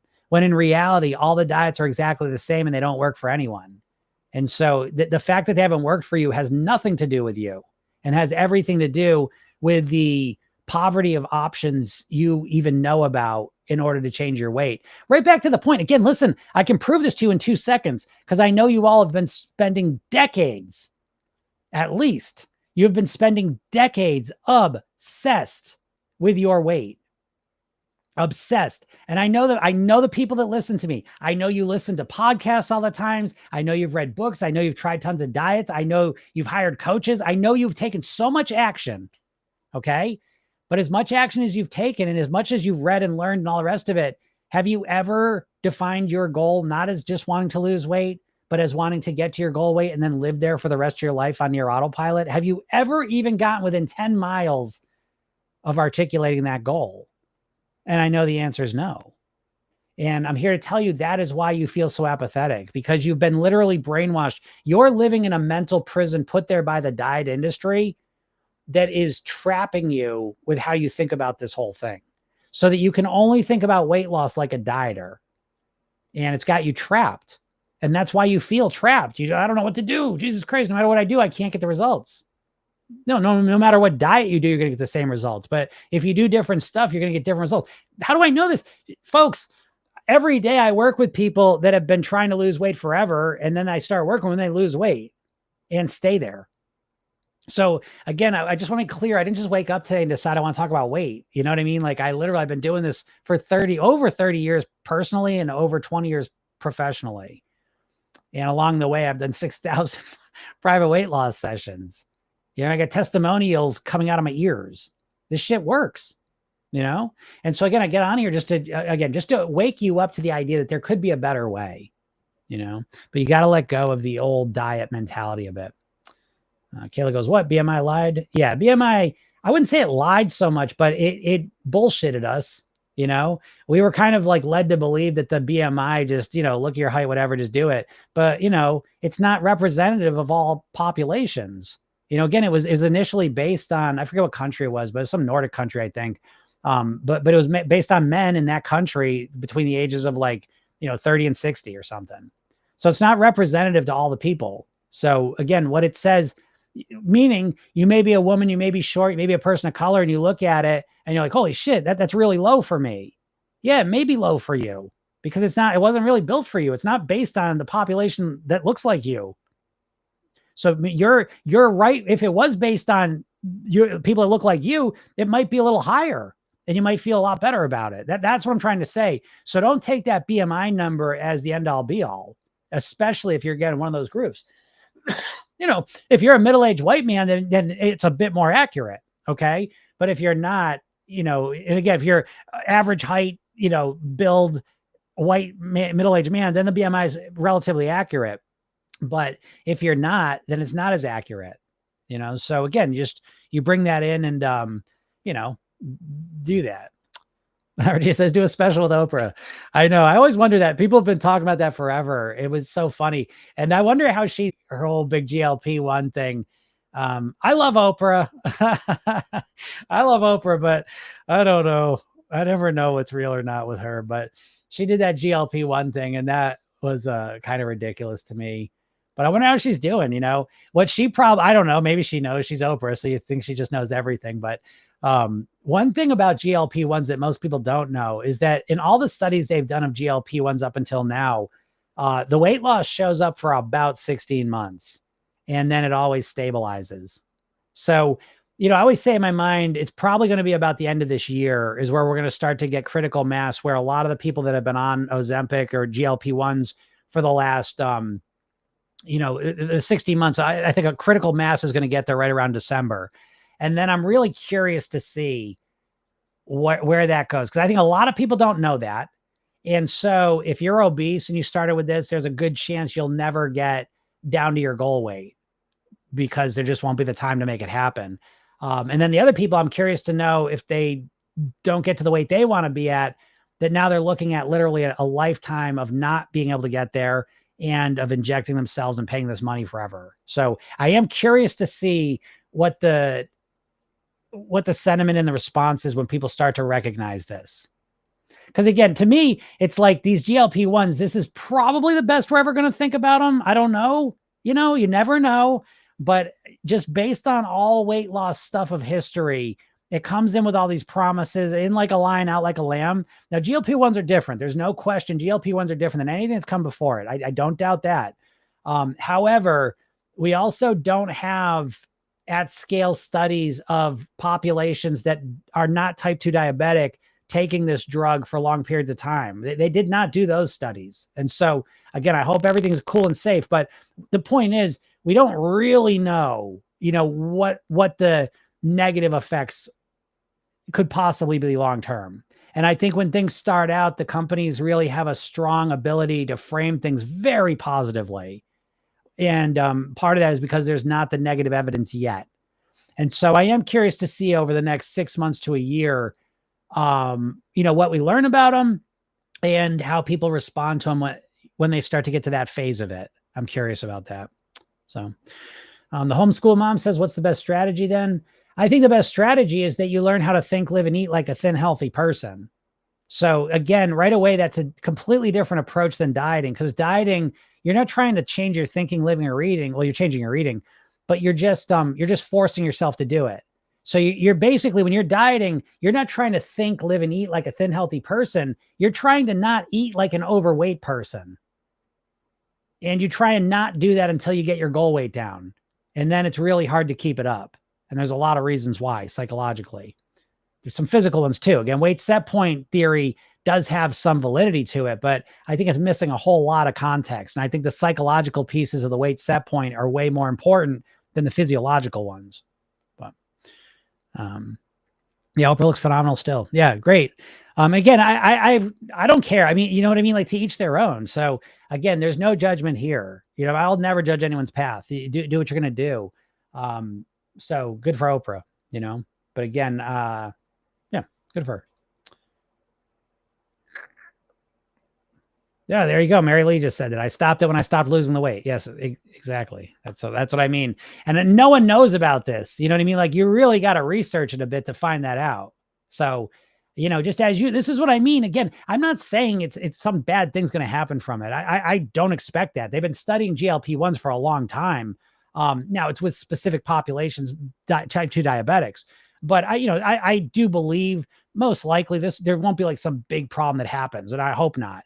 But listen, it's a product, and they're going to put it out there in the best light possible. And they're going to, withhold the shit that doesn't make it look the best. And one of the biggest things of all is, again, that it's about 16 months of weight loss, and again, so anyways, and that's everyone. So again, I mean, like the average person's going to lose weight on this. There's a big percentage of people that don't lose weight on it. That's a whole other thing too, but everyone gets to 16 months and stops losing weight. And once you stop losing weight, the motivation to, inject yourself all the time and pay that money, this starts to go down, and so I don't know, we'll just see. But I don't think GLP-1s, I have a sense, I could be wrong, I got a feeling that next year at this time, I think the shine's going to be taken off the GLP-1 a little bit. I think that. I don't know. But the shine won't be taken off of Program Yourself Thin. The shine's going to be even brighter on Program Yourself Thin. The people that are using it right now will be another year into it, another year better, another year, evolved into it. So there's no worries about that, So anyways, but I appreciate you saying that, Mary Lee. Then gained all 20 pounds back. Yep. Plus 30 pounds. I'm the heaviest I've ever been now. I'm so sorry, Mary Lee. That is the part that's the shit that breaks my heart all the time, is people that actually do all the work and put the work in to lose the weight and then put it back on. And it's because, listen, dieting is not maintaining. You can always ask a dieter who's actively losing, what are you going to do once you get to your goal weight? And they will usually not want to talk about it, but it'll basically, their answer will be something like, I'll figure it out then. Program Yourself Then, we start day one focused on maintenance, because that's the whole focus of the program, is living at your goal weight. And so the idea that you're going to diet yourself crazy and then maintain, I know you believe it, right? You believe it in your heart, but again, 98% of people, 85 to 98% of people that lose weight on a diet put it back on. So even though you really feel like you're going to figure it out this time, statistics say you're probably not. And why not? Again, remember this, that what happens is most people trade the pleasure and the excitement of the food for the pleasure and the excitement of the scale going down. Okay. So they trade that. And so I'm not going to eat the food because I want that scale to go down. But eventually you get to your goal weight, and now where's your excitement and pleasure come from? because now you don't got the food and now you don't got the scale to look forward to going down. So where's your motivation coming from? And on top of that, we're fucking fed this fairy tale of weight loss from the time we're little kids about how once you get to your goal weight, everything's magical and happy. And look at the commercials and people dancing through fields and balloons and sitting in bathtubs or whatever. That's the other commercials. But it's just they're always putting this imagery in our mind that once you get to your goal weight, everything's just like a party and everything's amazing and solved, done and done. Don't have to think about your weight anymore. It's manipulation. It's trickery. It's not true. Okay, so you get to your goal weight. And what starts to happen is now all of a sudden you don't have the excitement of the scale going down. You don't have the excitement of this magical state because now you're here and you're like, oh, I'm still fighting with my spouse. Oh, my boss is still an asshole. Oh, I still got to drive to work in traffic. And you start to say, oh, you don't have that fantasy land to look forward to. Not to depress you all, I don't mean to, but come on, we got to talk like adults here because too many people get to their goal weight and then put it back on. So we got to talk about it a little bit, even though I know it sounds discouraging to you. And I hope it is, because if it stops you from doing a diet, then great, my job's done here. Because you know what? You're better off just not losing the weight than losing it and putting it back on. We're doing Mary Lee. And that's what I'm hearing. Now, I've worked with a number of people on GLP-1s so it's like, but I have not worked with a lot of people that have done GLP-1s that have had the negative experience yet. Okay. But I've had a couple of them and basically, they'll do it. They don't feel good at all. They may start losing some weight, but it's just not working for them. They don't feel good. Because again, understand that a lot of times when you GLP-1, it makes you, it reduces your pleasure. Okay. And it makes you feel full. And so it's a different way to go through life. A little bit. And I think now, again, it's not like this for everyone. So I'm not saying everyone's going to experience this, but it's almost like when people back in the day, especially the early days, would do some certain antidepressants. And yeah, they were less depressed, but they were also number. So they were less depressed, but they also weren't able to get as happy. I don't know if you remember that. The GLP-1s model that a little bit because part of what they do is they do make you feel fuller than you naturally would have been because they increase the GLP-1 hormone in your body. But it also, you have GLP-1 receptors in your brain too, and it affects pleasure and reward experience. Now, again, when you want to lose weight, that's great, right? Because you say, I'm not as rewarded. When I eat the food, I don't get as much pleasure out of it. It's not as much of a reward that I experience from it. And I'm not as hungry as much. And that sounds great for weight loss. Fine. But you have to understand that now when you go out to a special meal, you don't enjoy it as much as you used to enjoy it either. And you don't want to eat as much of it anymore. And you say, well, that's great, Jim. I want to live lighter. I get that too, but it has a muting effect. And there's no question about that. For most people, it's got a muting effect. And so again, the weight loss and all the benefits from that, a lot of times can outweigh that. I'm not arguing that, but I am saying that this is another factor that, again, that most people aren't really thinking about. You know what I mean? We'll be your group of peeps to gather all the GLP-1 and send them to you.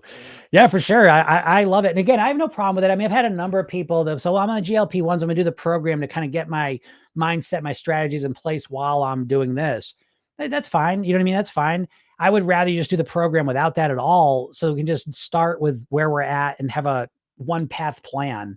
But whatever, there's a million different ways to live this life. So whatever works for people. But I'm sorry, Mary Lee, and that sucks. And I know that's so discouraging.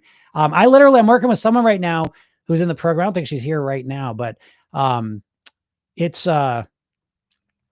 she was on Wegovy, and this was kind of the beginning. So she was one of the first, right? She's a motivated, very motivated person, and she was on Wegovy probably a year and a half ago. So I mean, she was literally one of the first kind of people, non-type 2 diabetic, to do it, but it was very unpleasant for her. She had very kind of negative reactions to it, did lose weight, got down to a much lower weight.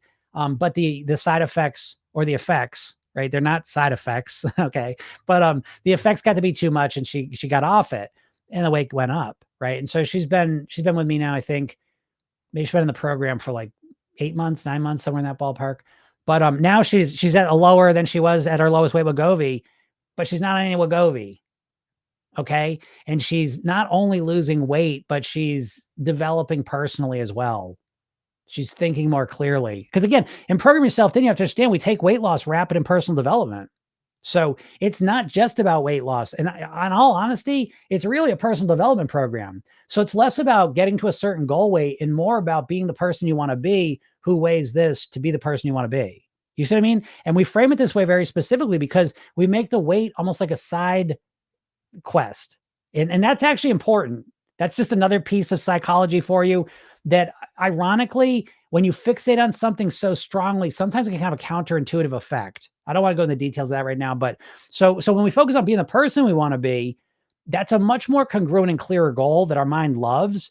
And the weight's still part of that goal, but now it's not the main focus. And that's really important because once you get to your goal weight, you need to have something that keeps pulling you forward. And it can't be the weight, right? Because eventually you get to a point where the weight just stops. Listen, I've been the same weight for 30 years. I had one blip 13 years ago, 25 pounds, but I'm at the same weight. So it's not exciting for me to step on the scale. I'm not motivated by seeing weight loss on the scale anymore. I'm at a weight. Listen, your goal is to get to a plateau. Do you know what I mean? Like, that's a weird way to think about it, but what you're looking to do is you're looking to live at the ultimate plateau, which is a lower number than what you typically live at, but again, you're going to get this plateau. So, you're really looking to eliminate the highs and lows of the weight thing. And so when you do that though, you need to have something else that's what's pulling you forward. If it's not the weight loss and this magical reality you're going to live to once you lose all the weight, what's going to pull you forward? How do I motivate myself when there's no weight loss happening now? Okay. I can't look forward to any weight loss. So how do I motivate myself to make good food choices? So for me, it's the personal development piece, so again, I got a lot of things I want to do in my life that are really important to me, and the way I eat and my weight and how I feel are fundamentally, important to how I'm able to achieve those things. So, anyways, so anyway, she's way better off. And by the way, she's still losing weight, so again, I think she'll well be at her goal weight within 16 weeks or 16 months anyways. But again, she's now got a strategy for how to think, live, and eat like a thin, healthy person. And she's still refining and tweaking it. But now she's literally at a weight lower than she was at her lowest weight on Wegovy, where she felt sick all the time, felt like shit, had to inject herself, had to pay that money. So you tell me which one's better, which one's superior. So I'm sorry, Mary Lee, but again, it ain't over yet, Mary Lee. Okay. What I would suggest to you, and I know it's so frustrating. And this is the part that gets me the most, is it's so devastating when you put so much effort into something. And by the way, being on the GLP-1s is not it's not like just some magical thing. I know it took a lot of work to inject yourself, to deal with all the effects of it, and to still do the things you need to do to lose the weight. So again, nice job taking action, but please do your best to look at this as hopefully the final learning piece you need to stop with the diets, to stop with the injections, and to really just take this on in a way that from this point forward, you're going to build up your success. Again, if you approach this like college, like where you start kind of small, here's an example. Like in Program Yourself Thin, you're not going to start day one by changing all your eating.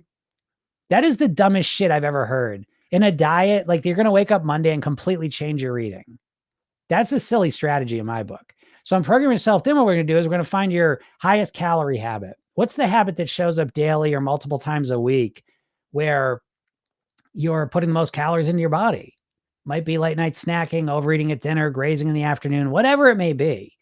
We focus on that and we fixate and work on that, finding solutions and strategies that help you resolve it comfortably, easily. And once you have that, then we move on to the next one. You see the difference, right? You're going to try and change everything all at once, and it's going to last for a couple days or weeks. This way here, we're genuinely resolving the problem. It's night and day, and the beauty of that is that it's not overwhelming. That's the main thing you got to look at is your approach to weight loss is always overwhelming you. Every diet overwhelms you. It's so much all of a sudden, so. Yeah, sorry, Mary Lee. So make sure you get my world though, please, Mary Lee, because I'm telling you, like it's such exciting times in Program Yourself Thin. I can't even tell you. Things are just moving at the speed of light here. I've spent the last 3-4 months. I redid the goal weight blueprints, right? Your mindset, lifestyle, eating. It's a whole workbook that you go through in the program, and it's literally your roadmap to get to your goal weight and live there for the rest of your life. Then there's the program yourself then technique, the rehearsal technique, which I show you how to program your mind. Then there's a whole support system. And that's what's been really cool too. We got the Circle app now, and that's what I'm busy working on. I can't wait. People that are in the program, I'm going to do this today, is you're going to get access to your new coaches and bots, right? What's that mean? This is a cool thing that Circle's doing where you all know about Lumi. You got Lumi already as a program guide in the program, but now you're going to have a eating coach, a lifestyle coach, a mindset coach, a bounce back bot, and a calm bot. And you can use these whenever you want to use their services. And so you can literally talk to them and use them as a coach, and that's in addition to having Gym AI. There's literally a version of me. It's an AI clone of me. And you can literally talk to it, and you can do like deep coaching with that one. And so it's exciting. And again, I'm putting a whole free section together as well for people that aren't even in the program. This is going to help you. So again, I understand, I'm here to help everyone. I do have a program, but even if you're not in that, I'm still here to help you. And having the Circle app available to you, which I believe for free should be available tomorrow, Saturday, or early next week, but once you get in there, you're just going to have access to a lot of tools that are going to support you as well. So anyways, super exciting. Manly says, thank you. We are working on just moving around more, walking and stuff. Got to get motivated again. Yep, I get it. You're very motivating. I'm following after seeing a video. You said, stop thinking about my weight.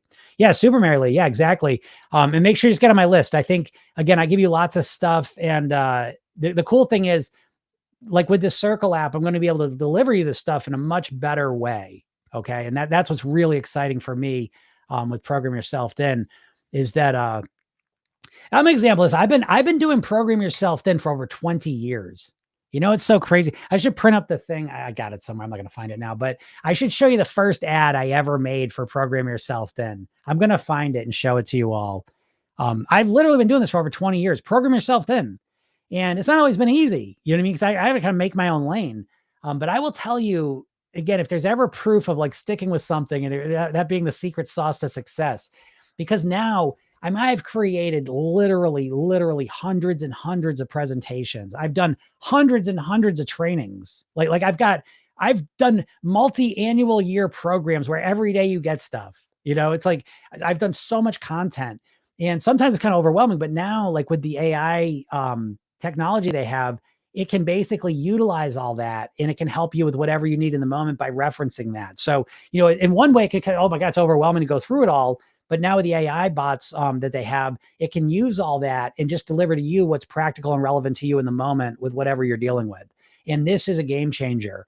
And it's so exciting because that's kind of the next phase for me. A lot of Program Yourself Thin, I've always offered it as a course, but primarily my main value I can offer you has been through coaching. And now with some of the technology, I'm now able to kind of bridge that divide so that, again, because I know financially it's not doable for a lot of people to work with me. And I just, I have capacity too.